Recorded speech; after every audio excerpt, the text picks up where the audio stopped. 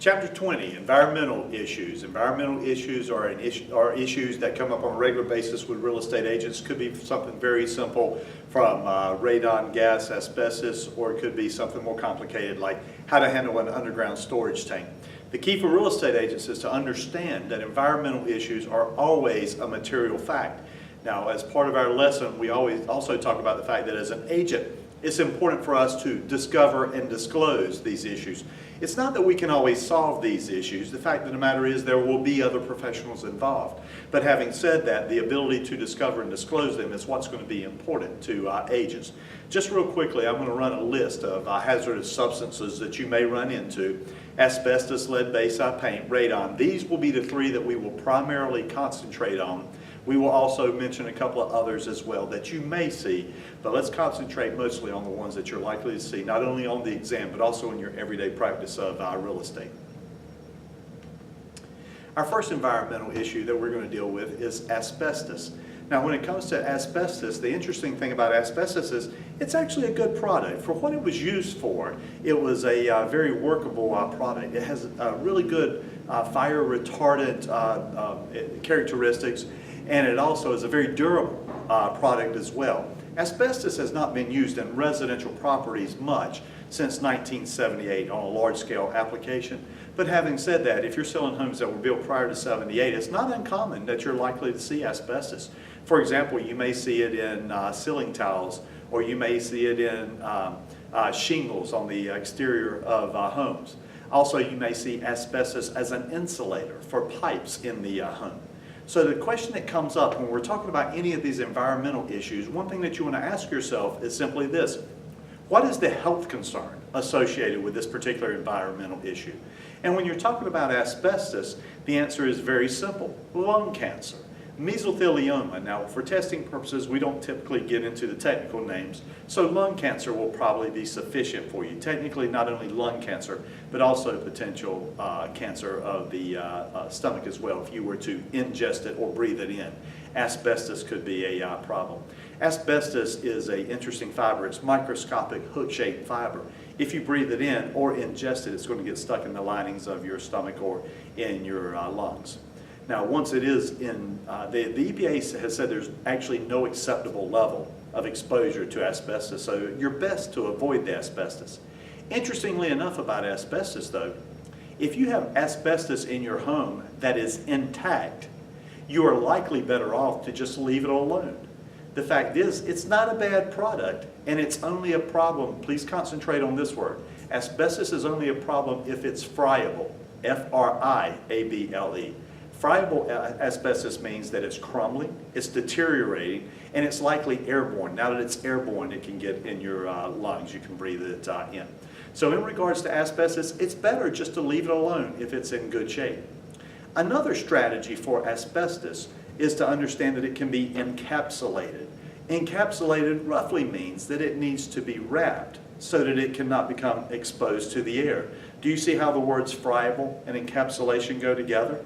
If it's encapsulated, it's much less likely to become friable, airborne, crumbling, deteriorating into the air. So in regards to asbestos, if you will keep that in mind, the fact of the matter is, for test purposes, they may ask you something along this lines.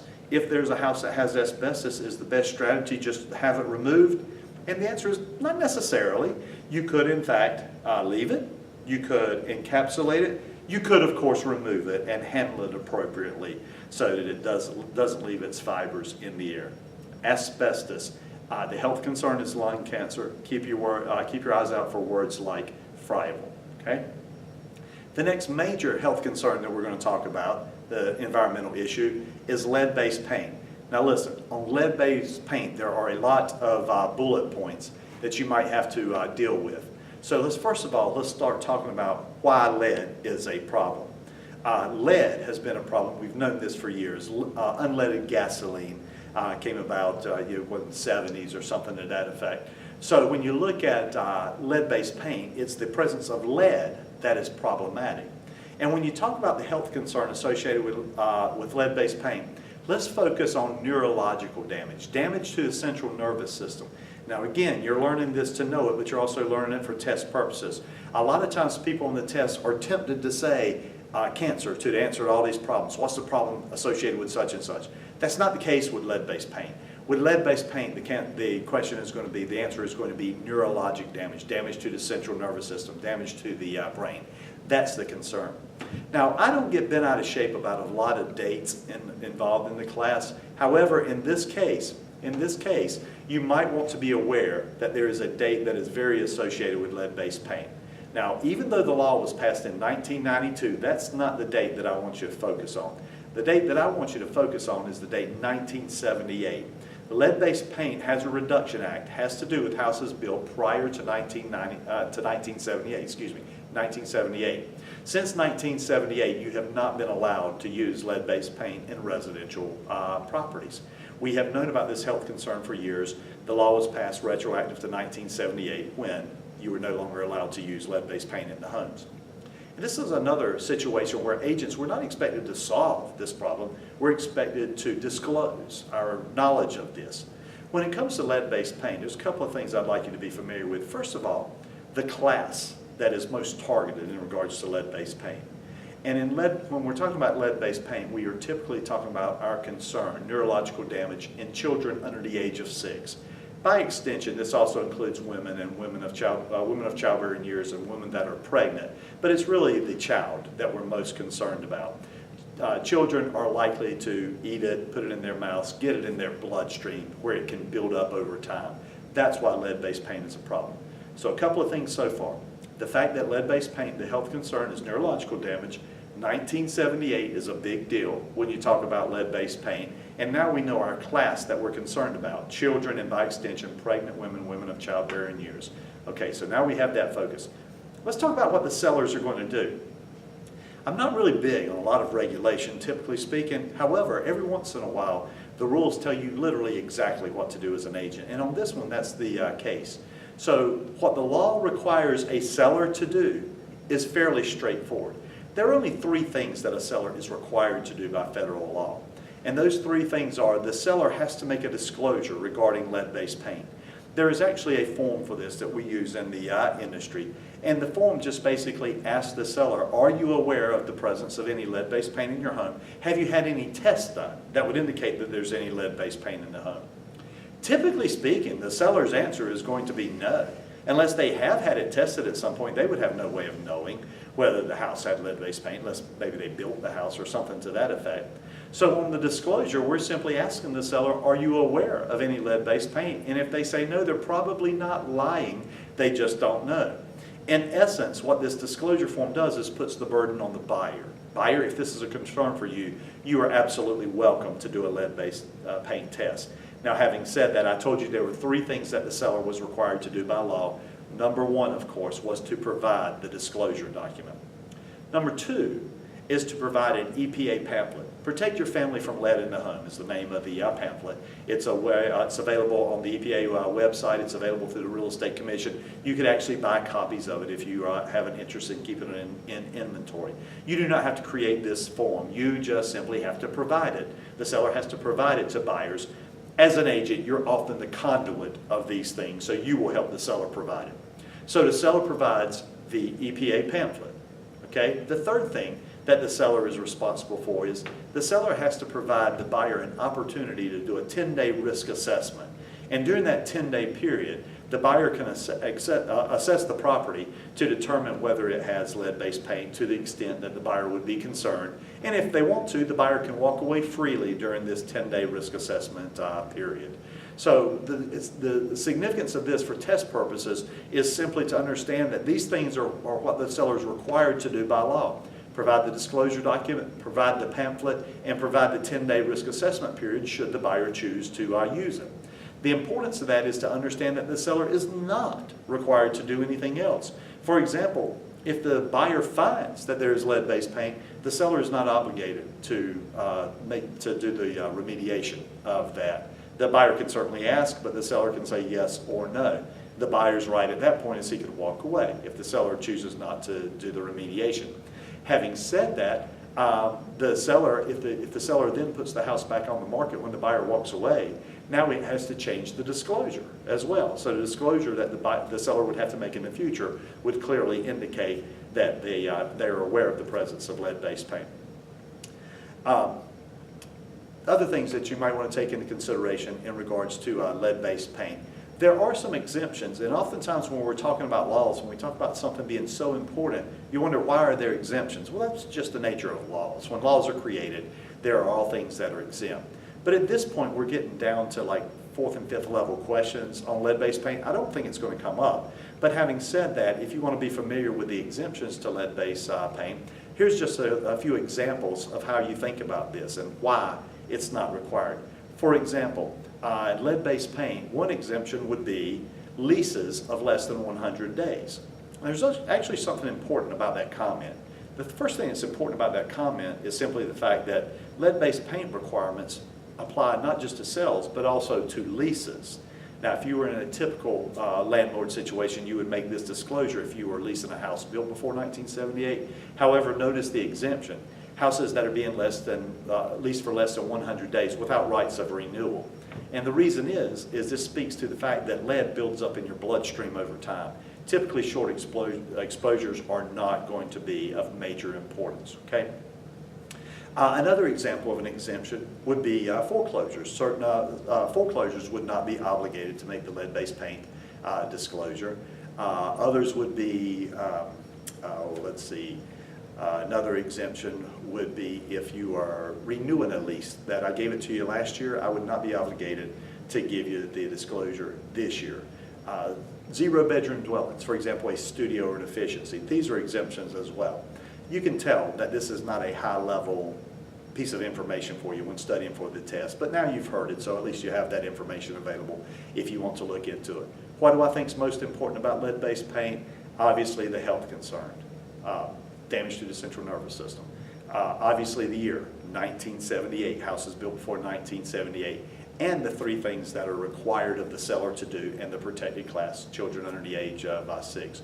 In regards to lead-based paint, this is fairly specific information. You're almost always tested on lead-based paint, so please be familiar with those. The other environmental concern that you see on a regular basis as a real estate agent is radon. Now, in regards to radon, the important thing to understand about radon is the fact that it is a colorless, odorless gas. It actually comes from the decay of radioactive materials, and they seep up through the soil, none of which is important other than to say that the colorless, odorless gas can seep into your house where you are going to be exposed on it. But interestingly enough, here's the point that you need to remember regarding radon. In regards to radon, it is only a problem in an enclosed environment. So radon dissipates harmlessly in open air. So what happens is, the way houses are built today, with them being so snug, the fact is, if radon gets into the house, it often stays in the house, and that can become problematic if you're exposed over a period of time. The EPA has said that acceptable levels of exposure to radon, are under 4.0 picocuries per liter of air. It's not important that you understand what a picocurie per liter of air is, but having said that, the EPA does have an acceptable level of exposure. Technically, what they have is an unacceptable level that is 4.0 or above picocuries per liter of air. Another thing to watch out for in regards to radon, is the fact that since it is a colorless and odorless gas, the way that you detect radon is you're going to have to buy canisters, and you're going to have have an inspector bring in canisters so that they can measure the air, typically for a period of time, to determine whether there's any radon in on the property, or if it exceeds certain acceptable limits. It's not like you're going to walk into the house one day and say, wow, the house smells high of radon today. You're just not going to. It's colorless, odorless gas. You're going to have to measure it. Well, then the question becomes, what do you do if you find that you have radon in your house? Well, remember, because it dissipates harmlessly in open air, there is a remediation system whereby you can collect up the air through a series of fans and vacuums, and then you could just vent it out through the house so that it'll dissipate harmlessly in the open air. So when you go back and look at each one of these particular environmental issues, be aware what the problems are, et cetera, but also how do you mitigate the problem or remediate the problem. Do you remember with asbestos, we talked about the concept of encapsulation. With lead-based paint, you're often talking removal. Watch out for this on the test. For test purposes, do not fall for encapsulation for lead-based paint. Even though certainly painting over lead-based paint causes the lead-based paint to not be exposed, what happens if you then go back and start scraping and chipping on the lead-based paint? That's why we typically don't talk about encapsulation on lead-based paint. We talk about removal, okay? And then with radon, the way that you remediate a radon system is you simply take and you thin it to the outside. Another important point about radon, just so you'll know, radon is the second leading cause of lung cancer in the United States. And therefore, in the field, when you get an opportunity and your client asks you, do you believe I need a radon test? Radon tests are usually inexpensive, $100, $125, something along that lines. And they can save you a lot of money. If you find out that the seller has the problem, you can have the seller work to resolve the problem, or decide not to buy the house, or decide to buy the house and do the remediation yourself. So anyway, those are the big three: radon, lead-based paint, and what did I miss? Asbestos. Okay, so take a look at those three. Let's talk about just a couple of others real quickly, even though notice that they are going to be of lesser intensity for test purposes. Carbon monoxide. Now, carbon monoxide comes from the burning of fossil fuels. Carbon monoxide is created by the burning of fossil fuels. And when you look at a house and you look at the concerns on this, if you have any type of source that heats with fossil fuels, if you have gas, if you have heating oil, something along that lines that is burned to create heat, or cooking for that matter, it could be creating carbon monoxide, and if it's not handled correctly and removed from the house, it could become problematic over time. How often do you hear cases where someone has used a improper heating system, if someone has used an improper cooking device, if someone has used charcoal in their garage or something to that effect, and the carbon monoxide can build up and it could actually kill you. Carbon monoxide can be deadly for long-term exposures. One of the things I think is interesting for testing purposes is I love when two chapters cross each other. And when we're talking about carbon monoxide, it'll come up later when we talk about landlord and tenant law. And the reason that it will is that a few years back, a law was passed that said if you lease properties to others for compensation, if you let out your property to a tenant who's renting your residential property, then if you have a fossil fuel burning heating source, or if you have an attached garage. Now think about it, an attached garage. The idling of an automobile in an attached garage could also cause exposure to carbon monoxide. So that's the type of thing I would keep my eye on in regards to carbon monoxide. Electromagnetic fields, not overly concerned about this. The EPA they're still determining whether this is an issue or not. The other good thing about these electromagnetic fields, these high tension lines, they're often very, very visible. If they are close by, your buyers will see them. If they have concerns, they can feel free to look into these as much as they want to, but because they are so aware, for us as agents, it's just a disclosure issue. The buyers can do their own research, make their own decisions on that. In regards to underground storage tanks, this has been a very topical issue over the past couple of years with the Real Estate Commission. The Real Estate Commission has actually written articles. They've written it into our continuing education, our update classes. This is on the Real Estate Commission's mind. And in regards to underground storage tanks, the problem right now is oftentimes these underground storage tanks were used years ago. Houses built in the 40s, 50s, 60s. You see these oftentimes in rural areas, old farmhouses. You see it in older development, in our area, Oakwood, Duke Forest area, places like this. Older development, this is the way they heated their houses, with a heating oil. And oftentimes these storage tanks were buried underground. No inherent problem there. The problem is that the passage of time has caused two things to happen. One is the heating systems have been replaced by now, so it's often the case that the underground storage tank is no longer even being used. And secondly, because of the soils or the integrity of the tank, it's very possible that they have been allowed to leak over time. And that's where the problem comes in. The tank itself is not necessarily problematic. However, whether it has leaked or not is always going to be an issue. If you are selling a property today that has an underground storage tank, it is clearly a material fact. If a property has an underground storage tank, it is a material fact, whether it has leaked or not. And then the buyer, having that knowledge, can do the research at that point to determine, has the tank leaked? What's it going to cost to remove? And to be quite honest with you, if I'm the buyer or the buyer's agent, I want this problem resolved while it's still the seller's problem. So underground storage tanks, be aware of those. Be aware of the situations that they might exist. And let's treat it as a material fact. As we're talking about some of these environmental concerns, remember what I suggested to you earlier as an agent. It's not always our job to solve these problems. Actually, the solving of these problems is probably outside of our expertise. What is within our expertise is the ability to get buyers in touch with people that have the ability to answer these questions. Oftentimes, you're going to be dealing with an environmental assessor. You're going to be dealing possibly with a geotech, someone who knows how to respond and what to recommend for these type of problems. So look for that on the tests as well. Who do I call? An environmental assessor. An attorney's not going to answer the question. An accountant's not going to help you on this. There are environmental people that fits what they do. They assess these risks, determine whether they are in fact an issue, and they can give your buyer good information. What you're not going to do as an agent is make recommendations that are above your head outside of your area of expertise. Environmental issues. Let me just throw one more in. I don't think I have a slide addressing this. No, I do not have a slide addressing this, so let me just throw this in for you to be aware of it. You may occasionally see or hear someone speak of urea formaldehyde. When you hear about formaldehyde, formaldehyde is a chemical, it's a part of the manufacturing process. Not inherently bad. The fact of the matter is that the more manufactured materials you have in a house, the greater your chance of exposure to formaldehyde. Formaldehyde falls into a category of what we call VOCs, volatile organic compounds.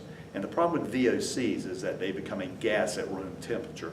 If you ever want to understand what a VOC is like, a VOC basically has the characteristic that go to or formaldehyde specifically, go to an RV dealership during the summertime and open up an RV.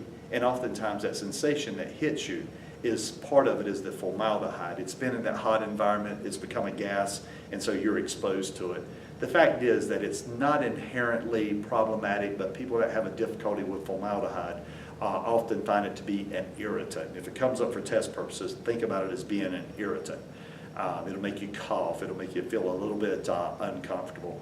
Do you remember after Hurricane, I believe it was Katrina, that the EPA sent FEMA sent a lot of trailers down to the Louisiana area, and you heard a lot about urea formaldehyde exposure at that point. That's what they're referring to. When you hear about green-built houses today, one of the components of green-built houses is simply the fact that they use less manufactured products. Why? Because a major part of green-built houses today has to do with indoor air quality. This is what they're talking about. Formaldehyde can be in manufactured products, paints, all of these type of things that you see in a lot of houses. Formaldehyde, VOCs, volatile organic compound, think of it as being an irritant. Those are the major topics that we want to talk about in chapter 20. Again, what is the health concern? How do we fix it? A couple of characteristics about each one. And at that point, you essentially have what you need. Please understand that as a licensee, it is your job to discover, it is your job to disclose these environmental issues and then make recommendations so that the clients will be well protected. That's roughly chapter 20.